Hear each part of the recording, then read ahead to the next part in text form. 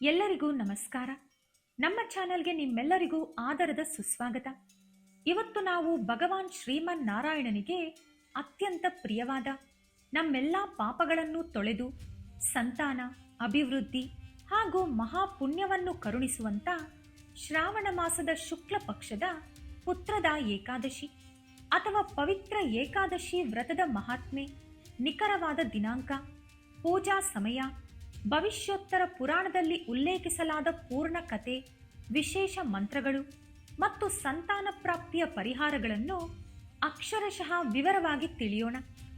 ನೀವು ನಿಮ್ಮ ಜೀವನದಲ್ಲೂ ಸಂತಾನ ಭಾಗ್ಯಕ್ಕಾಗಿ, ಮಕ್ಕಳ ಶ್ರೇಯಸ್ಸಿಗಾಗಿ ಅಥವಾ ಸಕಲ ದೋಷಗಳ ನಿವಾರಣೆಗಾಗಿ ಕಾಯುತ್ತಿದ್ದರೆ ಈ ವಿಡಿಯೋವನ್ನು ಕೊನೆಯವರೆಗೂ ಹಂತ ಹಂತವಾಗಿ ಆಲಿಸಿ. ವೈದಿಕ ಪಂಚಾಂಗದ ಪ್ರಕಾರ 2026 ಶ್ರಾವಣ ಮಾಸದ ಶುಕ್ಲ ಪಕ್ಷದ ಏಕಾದಶಿ ತಿಥಿಯ ನಿಖರವಾದ ವಿವರಗಳು ಹೀಗಿವೆ. ಏಕಾದಶಿ ವ್ರತದ ದಿನಾಂಕ ಆಗಸ್ಟ್ 23, 2026 ಭಾನುವಾರ, ಅಂದರೆ ಇವತ್ತು. ಏಕಾದಶಿ ತಿಥಿ ಪ್ರಾರಂಭದ ಸಮಯ ಆಗಸ್ಟ್ 23, 2026 ಬೆಳಗಿನ ಜಾವ 2 ಗಂಟೆಗೆ. ಏಕಾದಶಿ ತಿಥಿ ಮುಕ್ತಾಯ ಆಗಸ್ಟ್ 24, 2026 ಬೆಳಗಿನ ಜಾವ 4 ಗಂಟೆ 19 ನಿಮಿಷಕ್ಕೆ. ಉದಯ ತಿಥಿ ನಿಯಮ. ಸನಾತನ ಧರ್ಮದಲ್ಲಿ ಉದಯ ತಿಥಿಗೆ ಪ್ರಾಧಾನ್ಯತೆ ಇರುವುದರಿಂದ ಆಗಸ್ಟ್ 23 ಪೂರ್ಣ ಉಪವಾಸ ಆಚರಿಸಬೇಕು. ಹರಿವಾಸರ ಮುಕ್ತಾಯ ಆಗಸ್ಟ್ 24, 2026 ಬೆಳಿಗ್ಗೆ 10 ಗಂಟೆ 41 ನಿಮಿಷಕ್ಕೆ. ಪಾರಣೆ ಅಂದರೆ ವ್ರತ ಬಿಡುವ ಸಮಯ ಆಗಸ್ಟ್ 24, 2026 ಸೋಮವಾರ ಮಧ್ಯಾಹ್ನ 1 ಗಂಟೆ 41 ನಿಮಿಷದಿಂದ ಸಂಜೆ 4 ಗಂಟೆ 16 ನಿಮಿಷದವರೆಗೆ. ಸ್ನೇಹಿತರೆ, ನಮ್ಮ ಈ ಸನಾತನ ಧರ್ಮದ ಮಾಹಿತಿಗಳು ನಿಮಗೆ ಇಷ್ಟವಾಗುತ್ತಿದ್ದರೆ ಈಗಲೇ ಈ ವಿಡಿಯೋಗೆ ಒಂದು ಲೈಕ್ ಮಾಡಿ. ಇಂತಹ ಇನ್ನಷ್ಟು ಪುರಾಣ ಕಥೆಗಳನ್ನು ಕೇಳೋಕೆ ನಮ್ಮ ಚಾನೆಲ್ ಅನ್ನು ಸಬ್ಸ್ಕ್ರೈಬ್ ಮಾಡಿಕೊಂಡು ಬೆಲ್ ಐಕಾನ್ ಒತ್ತಿ. ಕಮೆಂಟ್ ಬಾಕ್ಸ್ನಲ್ಲಿ ಓಂ ನಮೋ ಭಗವತೆ ವಾಸುದೇವಾಯ ಅಂತ ಟೈಪ್ ಮಾಡಿ ಶ್ರೀಹರಿಯ ಕೃಪೆಗೆ ಪಾತ್ರರಾಗಿ. ಈಗ ಕತೆ ಶುರು ಮಾಡೋಣ. ದ್ವಾಪರ ಯುಗದಲ್ಲಿ ಮಹಾಭಾರತ ಯುದ್ಧ ಮುಗಿದ ಮೇಲೆ ಪಾಂಡವರಲ್ಲಿ ಹಿರಿಯನಾದ ಧರ್ಮರಾಜ ಯುಧಿಷ್ಠಿರನು ಶ್ರೀಕೃಷ್ಣನಿಗೆ ಭಕ್ತಿಯಿಂದ ನಮಸ್ಕರಿಸಿ ಹೀಗೆ ಕೇಳ್ತಾನೆ: ಓ ಮಧುಸೂದನ, ಶ್ರಾವಣ ಮಾಸದ ಶುಕ್ಲ ಪಕ್ಷದಲ್ಲಿ ಬರುವ ಏಕಾದಶಿಯ ಹೆಸರೇನು? ಈ ಏಕಾದಶಿಯ ಪೂಜಾ ವಿಧಿ ಮತ್ತು ಮಹಾತ್ಮೆ ಏನು? ಇದಕ್ಕೆ ಸಂಬಂಧಿಸಿದ ಪವಿತ್ರ ವ್ರತಕಥೆಯನ್ನು ದಯವಿಟ್ಟು ನನಗೆ ವಿಸ್ತಾರವಾಗಿ ವಿವರಿಸು. ಆಗ ಜಗದ್ಗುರು ಶ್ರೀಕೃಷ್ಣನು ನಸುನಗುತ್ತಾ ಹೀಗೆ ಉತ್ತರಿಸುತ್ತಾರೆ: ಧರ್ಮರಾಜ, ಶ್ರಾವಣ ಶುಕ್ಲ ಪಕ್ಷದ ಈ ಏಕಾದಶಿಯನ್ನು ಪುತ್ರದ ಏಕಾದಶಿ ಅಥವಾ ಪವಿತ್ರ ಏಕಾದಶಿ ಅಂತ ಕರೀತಾರೆ. ಮನುಷ್ಯನ ಸಮಸ್ತ ಪಾಪಗಳನ್ನು ಸುಟ್ಟು ಬೂದಿ ಮಾಡುವ ಶಕ್ತಿ ಈ ದಿನಕ್ಕಿದೆ. ಈ ವ್ರತಕಥೆಯನ್ನು ಶ್ರದ್ಧೆಯಿಂದ ಕೇಳಿದ ಭಕ್ತನಿಗೆ ವಾಜಪೇಯ ಯಾಗವನ್ನು ಮಾಡಿದಷ್ಟೇ ಮಹಾಪುಣ್ಯ ಸಿಗುತ್ತದೆ. ಈಗ ಆ ಕಥೆಯನ್ನು ನಿಧಾನವಾಗಿ ಆಲಿಸು. ಬಹಳ ವರ್ಷಗಳ ಹಿಂದೆ ನರ್ಮದಾ ನದಿಯ ಸುಂದರ ತೀರದಲ್ಲಿ ಮಹಿಷ್ಮತಿ ಅನ್ನೋ ಅದ್ಭುತ ನಗರವಿತ್ತು. ಆ ನಗರವನ್ನು ಮಹಿಜಿತ್ ಅನ್ನೋ ಧರ್ಮಾತ್ಮ ಮತ್ತು ನ್ಯಾಯನಿಷ್ಠ ರಾಜ ಆಳುತ್ತಿದ್ದ. ರಾಜನ ಬಳಿ ಅಪಾರವಾದ ಸಿರಿ ಸಂಪತ್ತು, ದೊಡ್ಡ ಸೈನ್ಯ, ಸುಂದರ ಅರಮನೆ, ಹೀಗೆ ಎಲ್ಲವೂ ಇತ್ತು. ಆದರೆ ಅವನಿಗೆ ಒಂದೇ ಒಂದು ದೊಡ್ಡ ಕೊರತೆ ಇತ್ತು. ಅವನಿಗೆ ವಂಶ ಬೆಳೆಸೋಕೆ ಪುತ್ರ ಸಂತಾನ ಇರಲಿಲ್ಲ. ವಯಸ್ಸಾಗ್ತಾ ಬಂದಂತೆ ರಾಜನಿಗೆ ಚಿಂತೆ ಜಾಸ್ತಿ ಆಯಿತು. ಮಗನಿಲ್ಲದ ಆಸ್ತಿ, ಅರಮನೆ ಎಲ್ಲವೂ ವ್ಯರ್ಥ. ಮಗನಿಲ್ಲದವನಿಗೆ ಈ ಲೋಕದಲ್ಲೂ ಸುಖವಿಲ್ಲ, ಪರಲೋಕದಲ್ಲೂ ಒಳ್ಳೆಯ ಗತಿಯಿಲ್ಲ ಅಂತ ಶಾಸ್ತ್ರಗಳು ಹೇಳೋದನ್ನ ನೆನೆದು ರಾಜ ಹಗಲು ರಾತ್ರಿ ಕೊರಗೋದಕ್ಕೆ ಶುರು ಮಾಡಿದ. ಒಂದು ದಿನ ರಾಜ ಮಹಿಜಿತ್ ತನ್ನ ಮಂತ್ರಿಗಳನ್ನು, ರಾಜ ಪುರೋಹಿತರನ್ನು, ಧರ್ಮಶಾಸ್ತ್ರಿಗಳನ್ನು ಮತ್ತೆ ನಗರದ ಮುಖ್ಯ ಪ್ರಜೆಗಳನ್ನು ಕರೆಸಿ ಒಂದು ದೊಡ್ಡ ಸಭೆ ನಡೆಸಿದ. ಕಣ್ಣೀರು ತುಂಬಿದ ಕಣ್ಣುಗಳಿಂದ ರಾಜ ಪ್ರಜೆಗಳನ್ನು ನೋಡಿ ಹೀಗೆಂದ: ಅಧರ್ಮದ ಹಣ ಸಂಗ್ರಹಿಸಿಲ್ಲ. ನನ್ನ ಜೀವಮಾನದಲ್ಲಿ ನಾನು ತಿಳಿದೂ ತಿಳಿಯದೆಯೂ ಯಾವುದೇ ಪ್ರಜೆಗೂ ಅನ್ಯಾಯ ಮಾಡಿಲ್ಲ. ಖಜಾನೆ ತುಂಬಿಸೋಕೆ ಅಧರ್ಮದ ದಾರಿಯಲ್ಲಿ ಒಂದು ಪೈಸೆಯನ್ನು ಕಸಿದುಕೊಂಡಿಲ್ಲ.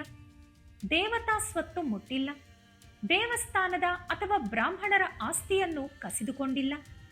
ಯಾರ ವಸ್ತುವನ್ನು ಅಕ್ರಮವಾಗಿ ಪಡೆದಿಲ್ಲ. ನಿಷ್ಪಕ್ಷಪಾತ ಆಡಳಿತ. ಪ್ರಜೆಗಳನ್ನು ಸ್ವಂತ ಮಕ್ಕಳಂತೆ ಸಾಕಿ ಬೆಳೆಸಿದ್ದೇನೆ. ಶಿಕ್ಷೆಗೆ ಅರ್ಹರಾದ ಸ್ವಂತ ಬಂಧುಗಳಿದ್ದರೂ ಅವರನ್ನು ಧರ್ಮದ ಪ್ರಕಾರ ಶಿಕ್ಷಿಸಿದ್ದೇನೆಯೇ ಹೊರತು ಬಿಟ್ಟಿಲ್ಲ. ಸಜ್ಜನರಿಗೆ ಗೌರವ. ಜ್ಞಾನಿಗಳನ್ನು ಮತ್ತು ಶತ್ರು ದೇಶದ ಯೋಗ್ಯ ಸಾಧುಗಳನ್ನು ಸದಾ ಗೌರವಿಸಿದ್ದೇನೆ. ಹೀಗೆ ಸಂಪೂರ್ಣ ಧರ್ಮಬದ್ಧವಾಗಿ ಬದುಕಿದ್ದರೂ ನನಗೆ ಸಂತಾನವಿಲ್ಲದಿರಲು ಕಾರಣವೇನು? ನಾನು ಮಾಡಿದ ಯಾವ ಪಾಪ ಇದರ ಹಿಂದಿದೆ ಅಂತ ನೀವೇ ಯೋಚಿಸಿ ಹೇಳಿ. ರಾಜನ ಮಾತುಗಳನ್ನು ಕೇಳಿ ಸಭೆಯಲ್ಲಿದ್ದವರೆಲ್ಲ ದಂಗಾದರು. ರಾಜನಿಗೆ ಸಹಾಯ ಮಾಡಲೇಬೇಕು ಅಂತ ನಿರ್ಧರಿಸಿದ ಮಂತ್ರಿಗಳು ಮತ್ತು ಪ್ರಜೆಗಳು ಇದರ ರಹಸ್ಯವನ್ನು ತಿಳಿಯೋಕೆ ಮಹಾರಣ್ಯದತ್ತ ಹೊರಟರು. ಕಾಡಿನಲ್ಲಿ ಹುಡುಕುತ್ತಿದ್ದ ಪ್ರಜೆಗಳಿಗೆ ದಿವ್ಯ ತೇಜಸ್ಸಿನಿಂದ ಕಂಗೊಳಿಸುತ್ತಿದ್ದ ಲೋಮಶ ಮಹರ್ಷಿಗಳ ಆಶ್ರಮ ಸಿಕ್ಕಿತು. ಲೋಮಶ ಮಹರ್ಷಿಗಳು ಭೂತ, ಭವಿಷ್ಯತ್ ಮತ್ತು ವರ್ತಮಾನಗಳನ್ನು ಸ್ಪಷ್ಟವಾಗಿ ನೋಡಬಲ್ಲ ತ್ರಿಕಾಲ ಜ್ಞಾನಿಗಳು. ಅವರಿಗೆ ಹಸಿವು, ಬಾಯಾರಿಕೆಯ ಹಂಗಿರಲಿಲ್ಲ. ಕೋಪ ಅನ್ನೋದೇ ಇರಲಿಲ್ಲ. ಅವರ ವಿಶೇಷ ಲಕ್ಷಣ ಏನೆಂದರೆ ಪ್ರತಿಯೊಂದು ಕಲ್ಪ ಅಂದರೆ ಬ್ರಹ್ಮದೇವರ ಒಂದು ದಿನ ಮುಗಿದಾಗ ಮಹರ್ಷಿಗಳ ಮೈಯಿಂದ ಒಂದೇ ಒಂದು ಕೂದಲು ಉದುರುತ್ತಿತ್ತು. ಹೀಗಾಗಿ ಅವರಿಗೆ ಲೋಮಶ ಮಹರ್ಷಿ ಅನ್ನೋ ಹೆಸರು ಬಂದಿತ್ತು. ಪ್ರಜೆಗಳು ಮಹರ್ಷಿಗಳ ಕಾಲಿಗೆ ಬಿದ್ದು ನಮಸ್ಕರಿಸಿ ರಾಜ ಮಹಿಜಿತ್ತನ ದುಃಖವನ್ನು ನಿವಾರಿಸಲು ಪ್ರಾರ್ಥಿಸಿದರು. ಲೋಮಶ ಮಹರ್ಷಿಗಳು 2 ನಿಮಿಷ ಕಣ್ಣು ಮುಚ್ಚಿ ಧ್ಯಾನ ಮಾಡಿ ರಾಜ ಮಹಿಜೀತನ ಪೂರ್ವಜನ್ಮದ ವೃತ್ತಾಂತವನ್ನು ನೋಡಿ ಹೀಗೆ ವಿವರಿಸಿದರು. ನಿಮ್ಮ ರಾಜ ಮಹಿಜಿತ್ ತನ್ನ ಪೂರ್ವಜನ್ಮದಲ್ಲಿ ಒಬ್ಬ ಬಡ ವೈಶ್ಯನಾಗಿದ್ದ. ವೈಶ್ಯ ಅಂದ್ರೆ ವ್ಯಾಪಾರಿ. ಹಣ ಸಂಪಾದನೆಗಾಗಿ ಊರೂರು ಅಲೆಯುತ್ತಿದ್ದ ಆತನಿಗೆ ಕರುಣೆ ಎಂಬುದೇ ಇರಲಿಲ್ಲ. ಒಮ್ಮೆ ಜ್ಯೇಷ್ಠ ಮಾಸದ ಶುಕ್ಲ ಪಕ್ಷದ ದ್ವಾದಶಿಯಂದು ಕಡು ಬಿಸಿಲಿನಲ್ಲಿ ಪ್ರಯಾಣಿಸುವಾಗ ಆ ವೈಶ್ಯನಿಗೆ ವಿಪರೀತ ಬಾಯಾರಿಕೆಯಾಯಿತು. ಹತ್ತಿರದಲ್ಲಿದ್ದ ಕೆರೆಗೆ ನೀರು ಕುಡಿಯೋಕೆ ಹೋದ. ಅದೇ ಸಮಯದಲ್ಲಿ ಇತ್ತೀಚೆಗಷ್ಟೇ ಕರು ಹಾಕಿದ್ದ ಹಸುವೊಂದು ತೀವ್ರ ಬಾಯಾರಿಕೆಯಿಂದ ತನ್ನ ಕರುವಿನೊಂದಿಗೆ ಆ ಕೆರೆಯ ನೀರನ್ನು ಕುಡಿಯಲು ಬಂದಿತ್ತು. ಆದರೆ ಕರುಣೆಯಿಲ್ಲದ ಆ ವೈಶ್ಯ ನೀರು ಕುಡಿಯುತ್ತಿದ್ದ ಆ ಆಕಳನ್ನು ಬೆದರಿಸಿ ಓಡಿಸಿ ತಾನು ಮಾತ್ರ ನೀರು ಕುಡಿದ. ದ್ವಾದಶಿಯ ಪವಿತ್ರ ದಿನದಂದು ನೀರು ಕುಡಿಯುತ್ತಿದ್ದ ಹಸುವನ್ನು ತಡೆದು ಓಡಿಸಿದ ಕಾರಣಕ್ಕಾಗಿ ಈ ಜನ್ಮದಲ್ಲಿ ಅವನಿಗೆ ಸಂತಾನ ಭಾಗ್ಯ ಇಲ್ಲದಂತಾಯಿತು. ಆದರೆ ಆತ ಹಿಂದೆ ಮಾಡಿದ ಕೆಲವು ಒಳ್ಳೆಯ ಕೆಲಸಗಳ ಫಲವಾಗಿ ಈ ಜನ್ಮದಲ್ಲಿ ಮಹಾರಾಜನಾಗುವ ಭಾಗ್ಯ ಪಡೆದ ಎಂದು ಹೇಳಿದರು. ಆಗ ಪ್ರಜೆಗಳು, ಸ್ವಾಮಿ, ಈ ಪಾಪ ಪರಿಹಾರಕ್ಕೆ ದಾರಿ ತೋರಿಸಿ ಅಂತ ಬೇಡಿದಾಗ ಲೋಮಶ ಮಹರ್ಷಿಗಳು ಹೀಗೆ ಉಪದೇಶ ಮಾಡಿದರು. ಶ್ರಾವಣ ಶುಕ್ಲ ಏಕಾದಶಿಯಂದು ರಾಜ ಹಾಗೂ ಪ್ರಜೆಗಳೆಲ್ಲರೂ ನಿರಾಹಾರರಾಗಿ ಉಪವಾಸ ವ್ರತ ಮಾಡಬೇಕು. ಇಡೀ ರಾತ್ರಿ ವಿಷ್ಣು ಸಹಸ್ರನಾಮ ಭಜನೆಗಳ ಮೂಲಕ ಜಾಗರಣೆ ಮಾಡಬೇಕು. ದ್ವಾದಶಿಯ ದಿನ ಅಂದರೆ ಮಾರನೆಯ ದಿನ ಬೆಳಿಗ್ಗೆ ಪೂಜೆ ಮುಗಿಸಿ ಪ್ರಜೆಗಳೆಲ್ಲರೂ ತಮ್ಮ ಏಕಾದಶಿ ವ್ರತದ ಪೂರ್ಣ ಪುಣ್ಯವನ್ನು ನಿಮ್ಮ ರಾಜ ಮಹಿಜೀತನಿಗೆ ದಾನವಾಗಿ ನೀಡಬೇಕು. ಪ್ರಜೆಗಳೆಲ್ಲರೂ ತಮ್ಮ ಏಕಾದಶಿ ವ್ರತದ ಪೂರ್ಣ ಪುಣ್ಯವನ್ನು ರಾಜ ಮಹಿಜೀತನಿಗೆ ದಾನವಾಗಿ ನೀಡಬೇಕು ಎಂದು ಹೇಳಿದರು. ಪ್ರಜೆಗಳು ಅರಮನೆಗೆ ಹಿಂದಿರುಗಿ ರಾಜನಿಗೆ ವಿಷಯ ತಿಳಿಸಿದರು. ಶ್ರಾವಣ ಮಾಸದ ಏಕಾದಶಿ ಬಂದಾಗ ಎಲ್ಲರೂ ಭಕ್ತಿಪೂರ್ವಕವಾಗಿ ವ್ರತ ಆಚರಿಸಿ ತಮ್ಮ ಪುಣ್ಯವನ್ನು ರಾಜನಿಗೆ ಅರ್ಪಿಸಿದರು. ಈ ಮಹಾಪುಣ್ಯದ ಪ್ರಭಾವದಿಂದಾಗಿ ರಾಣಿ ಗರ್ಭಾಧರಿಸಿ 9 ತಿಂಗಳ ನಂತರ ತೇಜಸ್ವಿಯಾದ ಸುಪುತ್ರನಿಗೆ ಜನ್ಮ ನೀಡಿದಳು. ಪುತ್ರದ ಏಕಾದಶಿಯ ದಿನದಂದು ಈ ಕೆಳಗಿನ ದಿವ್ಯ ಮಂತ್ರಗಳನ್ನು ಜಪಿಸುವುದರಿಂದ ಸಂತಾನ ತಡೆ ಮತ್ತು ಪಿತೃದೋಷಗಳು ಸಂಪೂರ್ಣವಾಗಿ ನಿವಾರಣೆಯಾಗುತ್ತವೆ. 1. ಸಂತಾನ ಗೋಪಾಲ ಮಂತ್ರ. ಇದು ಸಂತಾನ ಭಾಗ್ಯಕ್ಕಾಗಿ. ಓಂ ಕ್ಲೀಂ ದೇವಕೀ ಸುತ ಗೋವಿಂದ ವಾಸುದೇವ ಜಗತ್ಪತೆ ದೇಹಿಮೆ ತನಯಂ ಕೃಷ್ಣ ತ್ವಾಮಹಂ ಶರಣಂ ಗತಃ. ಈ ಮಂತ್ರವನ್ನು ಏಕಾದಶಿಯ ದಿನದಂದು 108 ಬಾರಿ ಜಪಿಸಿದರೆ ಸುಪುತ್ರ ಪ್ರಾಪ್ತಿಯಾಗುತ್ತದೆ. 2. ವಿಷ್ಣು ಗಾಯತ್ರಿ ಮಂತ್ರ. ಓಂ ನಾರಾಯಣಾಯ ವಿದ್ಮಹೆ ವಾಸುದೇವಾಯ ಧೀಮಹಿ ತನ್ನೋ ವಿಷ್ಣು ಪ್ರಚೋದಯಾತ್. ಈ ಮಂತ್ರವನ್ನು 108 ಬಾರಿ ಜಪಿಸಿದರೆ ಶ್ರೀ ಮಹಾವಿಷ್ಣು ಮತ್ತು ಗಾಯತ್ರಿ ದೇವಿಯ ಆಶೀರ್ವಾದ ಸಿಗುತ್ತದೆ. 3. ಶ್ರೀಹರಿ ಮಹಾಮಂತ್ರ ಓಂ ನಮೋ ಭಗವತೆ ವಾಸುದೇವಾಯ. ಈ ಅತಿ ಸುಲಭವಾದ ಮತ್ತು ಶಕ್ತಿಶಾಲಿ ಮಂತ್ರವನ್ನು 108 ಬಾರಿ ಜಪಿಸುವುದರಿಂದ ಶ್ರೀಕೃಷ್ಣನ ಆಶೀರ್ವಾದ ದೊರೆತು ಮೋಕ್ಷ ಪ್ರಾಪ್ತಿಯಾಗುತ್ತದೆ.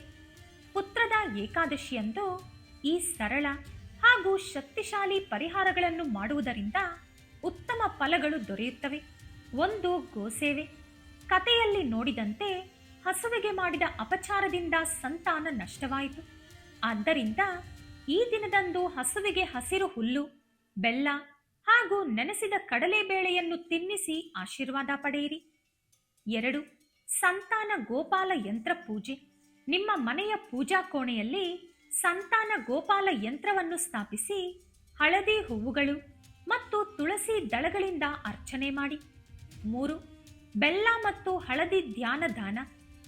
ಏಕಾದಶಿಯ ಮರುದಿನ ದ್ವಾದಶಿಯಂದು ಬ್ರಾಹ್ಮಣರಿಗೆ ಅಥವಾ ಅಗತ್ಯವಿರುವವರಿಗೆ ಹಳದಿ ವಸ್ತ್ರ, ಕಡಲೆಬೇಳೆ ಮತ್ತು ಬೆಲ್ಲವನ್ನು ದಾನ ಮಾಡಿ.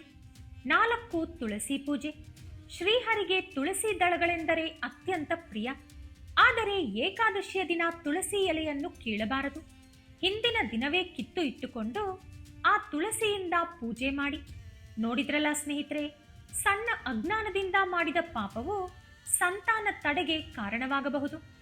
ಆದರೆ ಶ್ರಾವಣ ಮಾಸದ ಪುತ್ರದ ಏಕಾದಶಿ ವ್ರತದ ಪುಣ್ಯವು ಅಂತಹ ದೋಷಗಳನ್ನು ನಾಶ ಮಾಡುತ್ತದೆ. ನೀವು ಕೂಡ ಇವತ್ತು ಶ್ರೀಹರಿಯನ್ನು ಪೂಜಿಸಿ ಆತನ ಕೃಪೆಗೆ ಪಾತ್ರರಾಗಿ. ಈ ದಿವ್ಯ ಕಥೆ ನಿಮಗಿಷ್ಟವಾಗಿದ್ದರೆ ವಿಡಿಯೋವನ್ನು ಲೈಕ್ ಮಾಡಿ, ಶೇರ್ ಮಾಡಿ, ನಮ್ಮ ಚಾನಲ್ ಅನ್ನು ಸಬ್ಸ್ಕ್ರೈಬ್ ಮಾಡಿಕೊಂಡು ಬೆಲ್ ಐಕಾನ್ ಕ್ಲಿಕ್ ಮಾಡಿ. ಧನ್ಯವಾದಗಳು.